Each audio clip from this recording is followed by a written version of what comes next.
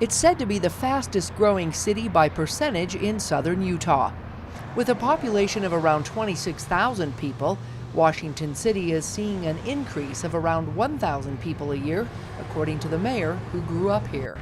Over the last 5 years, we've had an average of 1,000 people a year moving to Washington City.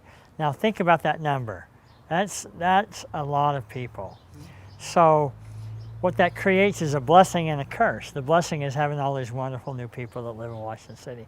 The curse is keeping up with the roads, the infrastructure, and just the population growth.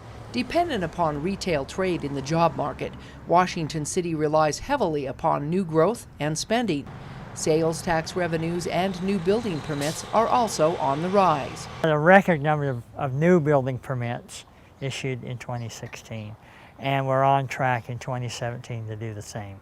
With a new fire station, police station, and new schools coming into the city limits, Washington is seeing the need for new roads. We have a new road going down on Merrill Road that will come out by the Lens, and it will connect Washington Fields Road to Merrill Road, because we don't have in this county and in Washington City, we don't have a lot of east-west connectors.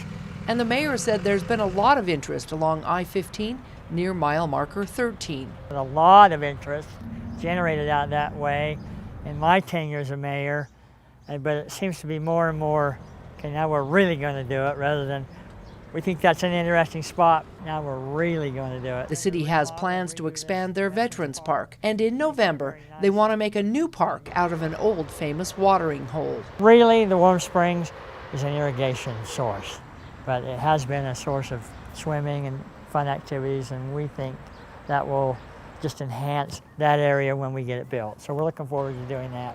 Nielsen said that Washington City tends to have pockets of expansions to the north and south. He said they're seeing huge housing developments like Brio and Stuckey Farms, which are setting up communities within communities. But Mayor Nielsen is most excited about the revitalization in his own neighborhood. Then we have our old town here, where I live, and I'm noticing that a lot of residents are selling these old homes, and then younger couples are coming in, remodeling them. So it's revitalizing this area down here, and that's been really fun to see. Nielsen said he expects to see growth from the newly created Southern Parkway all the way to the proposed Northern Corridor. And while the Mall Drive underpass is useful for locals, he said it doesn't alleviate the traffic problems and congestions on the interstate. It hasn't started yet, but we're in the process with UDOT to do an environmental study on exit 11, which might be another exit into Washington City. By refinancing old bonds, the city has managed to stay right on budget, and the mayor hopes they can keep that trend floating. He believes people are moving here for the same reason he moved back. And our tagline, "Feels like home," is because of the people. It's not because we have great roads and you can turn on your light and you can flush your toilet. It's because of the people that choose to live here. In Washington City, Melissa Anderson, CEC News.